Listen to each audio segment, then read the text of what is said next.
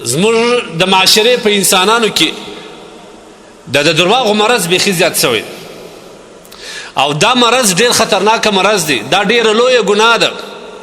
درواغ چې سړی وایي دا خپل باور او اعتماد او عزت ته لاس ورکوي، آخرت تباه او برباد کوي، د الله د لعنت مستحق ځان جوړي.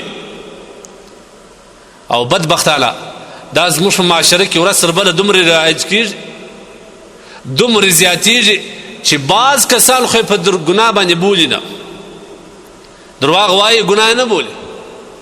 او دا واوري کوم وخت چې د ګناه اهمیت دومره سو چې هغه ته خلک په ګناه نه وایي، دې ته مجاهر وایي. او دې مجاهر سره د الله تبارک وتعالی دا وعده ده چې زه نه بخښم. دا د مؤمن دپاره ډېر بد صفت دی. په اسلام کې درواغ ویل، په حالت د ایمان کې درواغ ویل دا ګناه کبیره ده. او زموږ د معاشرې دا خاص کر په معاملاتو کې، په کاروبار کې دا بیخي دی، بیخي عوج ته رسېدلی، عام دی. که د پورولو څه ځان خلاصوي هم درواغ وایي، که د ده خوښ چې دا شی پر دې ګراک باندې خرڅ کړم هم په درواغ یې خرڅوي، که دی په دې یو جرم څه ځان خلاصوي هم په درواغو خلاصوي، که چیرې یو ځان ته یو نسبت کوي هم د درواغو نسبت کوي. یعنی درواغ عام دی. او دا واوره د نبي علیه الصلاة والسلام سره صحابي پوښتنه ځینې کوي، ایکون المؤمن کذابا، ای د الله رسول مؤمن درواغجن کېدلی شي؟ د الله رسول صلی الله علیه وسلم ورته وایي چې نه، مؤمن درواغجن نشي کېدلی. د کامل مؤمن علامه دا ده چې دی همیشه صادق وي، رښتونی وي، په خوله باندې هم صادق وي، په زړه باندې هم صادق وي. نو زموږ د معاشرې په انسانانو کې درواغ دومره عام سوي دي، دومره عام دي چې خلک یې بیخي پر ګناه نه بولي. او دا خلاصه کوي دا د ځان دپاره یو قسم بیداري بولي، په دې باندې ځان خلاصوي او دا د ځان دپاره بیداري بولي. د دې دروغو ته په عربي کې کذب وایي. درواغ څه ته وایي؟ خلاف حقیقت خبره کول، د حقیقت خلاف خبره کول دې ته درواغ وایي. بې حقیقته خبره کول، بې بنسټه بې بنیاده خبره کول، او خاص کار بیا په دا صورت کې دا ډېره غټه ګناه ده چې هغه کوم کس تا خبره اوري هغه تا رښتونی بولي او ته درواغ ورته وایي. دا واوره کومه خبره چې ما او تا د خولې راباسو دلته محافظین ناس، ما یلفظ من قول الا لدیه حفیظ عتید. دلته انسان باندې یو ویشتې فرشتې، یو څارونکي نګرانان موږ لرو، هغه زما او ستا هره خبره لیکي، هره وینا لیکي. دا درواغ چې تا ویل دا هم لیکي، دا د قیامت په ورځ رسوا کېږي. او خو څه کوي په دنیا کې بیا خلک ستا خبره نه مني. په مجلس کې چې ناست یې خلک به پسخان در باندې وي. اوس خو بیا بیخي خلک ژر په درواغجن پوهېږي، یو بل ته اشارې سره شروع کړي چې دی خو بیا اشتهار شو. دا عزت دی، دا خو ضلالت. ته چې کوم شي باندې عزت تلاشې هغه تا نور ذلیله کوي. ته په درواغ باندې ځان لوړ معرفي کوي، غټې خبرې کوي په مجلس کې کښېنې. هغه کسان چې درته ناست دي درته غوږ دي هغه یو بل ته سره ګوري پټ خالي، ته په ځان نه پوهېږې. ولې درواغ وایې؟ ولې خلاف حقیقت خبره کوي؟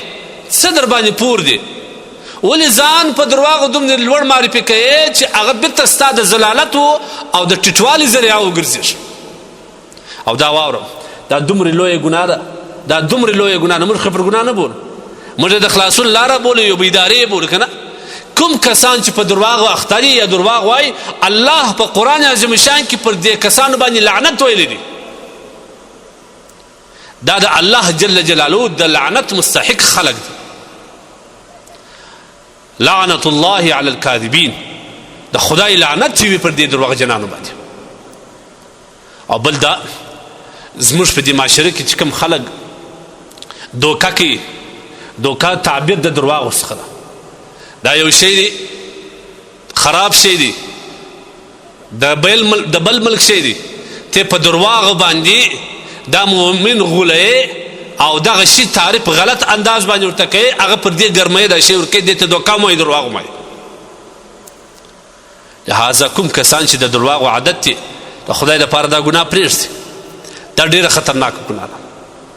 حدیث کې راځي نبی کریم صلی الله علیه وسلم فرمایي 4 علامې چې چا کې پیدا سولې دا خالص منافق دی، خالص صفا منافق دی. یو هغه ده 4 من کن فیه 4 شان چې په یو چا کې پیدا سولې کان منافقا خالصا دا کس چې کوم دی هغه خالص منافق دی. او که چیرې بیا یوه خصلت د دې 4 څخه وه بیا د منافقت د 4 خصلتو څخه یوه خصلت په دې کې سته. اول کله چې دی خبرې کوي دروغ وایي، کله چې دی خبرې کوي دروغ وایي. او که یو څوک امانت ورته کښېږدي دی خیانت پکې کوي. که د یو چا سره وعده وکړي د دې وعده وفا نه کوي، غدر کوي. او که د یو چا سره په جنګ باندې راسي ښکنځل کوي. ته سوچ وکړې دا 4 علامې په موږ کې شته که نه؟ کله چې یو څوک موږ ته امانت کښېږدي چې دا در سره کښېږدم ګوري دا واوره دغه 4 علامې چې په چا کې پیدا سوې دا خالص منافق دی. ته ځان کې وګوره، هر یو د ځان سره امتحان واخلي، د ځان پوښتنه وکړه. انسان پر خپل ځان باندې هر چا دی پر خپل ځان علم ډېر لري، په خپل ځان کې معلومات چې دا 4 خصلت خدای نه خاصه په ما کې نه.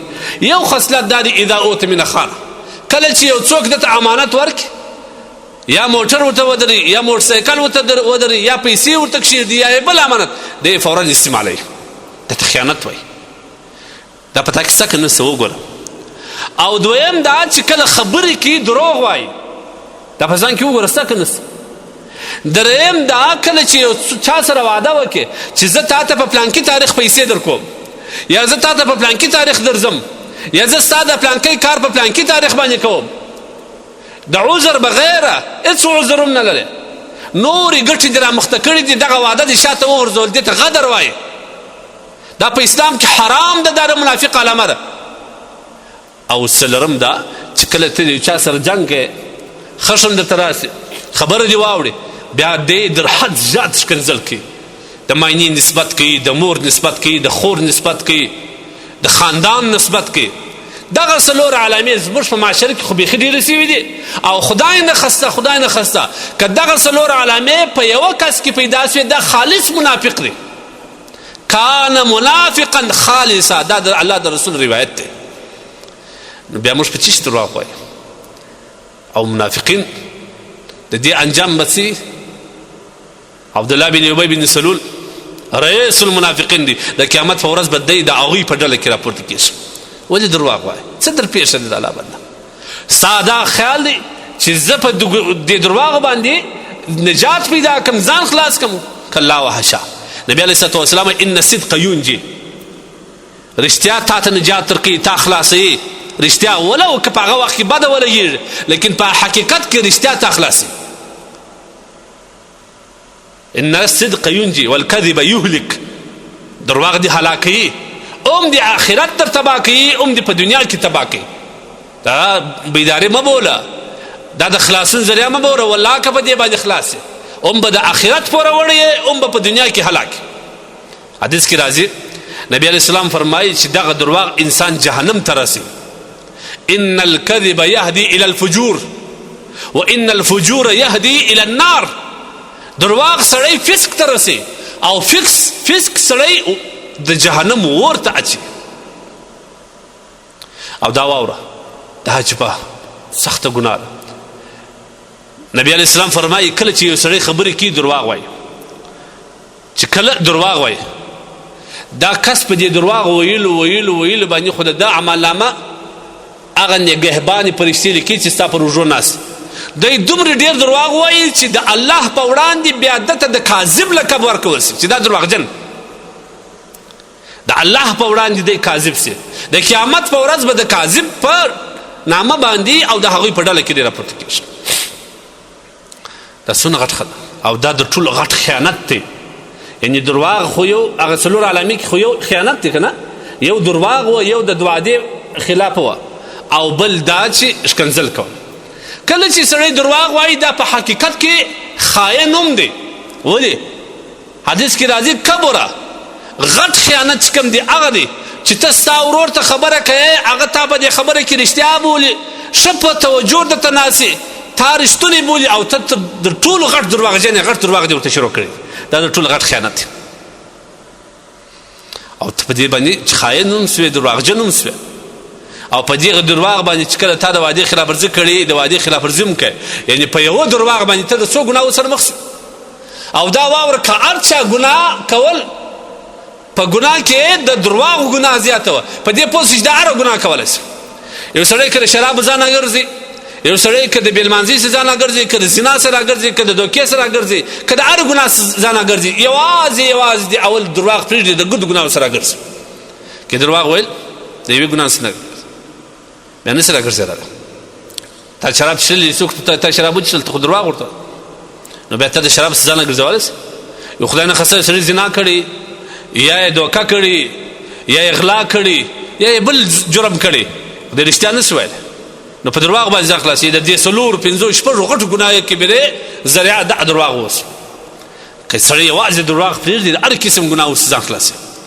لہذا دا د خدای د لعنت مستحق جوړېدل دي په منافقینو کې ځان داخلول دي د آخرت کې د الله جل جلاله په وړاندې په کذابو کې په درواغجنانو کې راپورته کېږي او الله دته د درواغجن نه قبر کړي دا د درواغو انجام دی نو ولې وایه د خدای دپاره حقیقت خبره کوه رښتیا خبره کوه عزت هم والله په رښتیا کې دی په معاشره کې به په صادق سړي مشهوره او چې هر څه سخت الفاظ خلکو ته وایي خوش که که احساس بد نه وړي ځکه ته صادق سړی او کله چې ته فاجر وختلې درواغجن وختلې بیا هېڅوک په تا باور هم نه کوي ستا سره معامله هم نه کوي تا په مجلس کې هم نه پرېږدي په دنیا کې ته عزت هم نه پیدا کولی ملګري هم نه پیدا کولی په دنیا او آخرت کې به ذلیله لهذا دا درواغ دا ډېره غټه ګناه ده دا ډېره لویه ګناه ده د خدای دپاره د ځان سره عهد وکړه چې خدای ته ماته توفیق راکړې نور زه درواغ نه وم ډېر ګناه ده بعض کسان یې نه بولي یو څوک چې چاته فلانکي ته میسیج وکړي ولې نه رالې والا په کور کې ناجوړي وه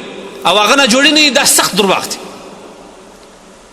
یا تور وایه چې فلانکی داسې دی یا فلانکی داسې دی فلانکی داسې دی درواغ مه وایاست دا ګناه کبیره ده انسان باید د دې څخه ځان وساتي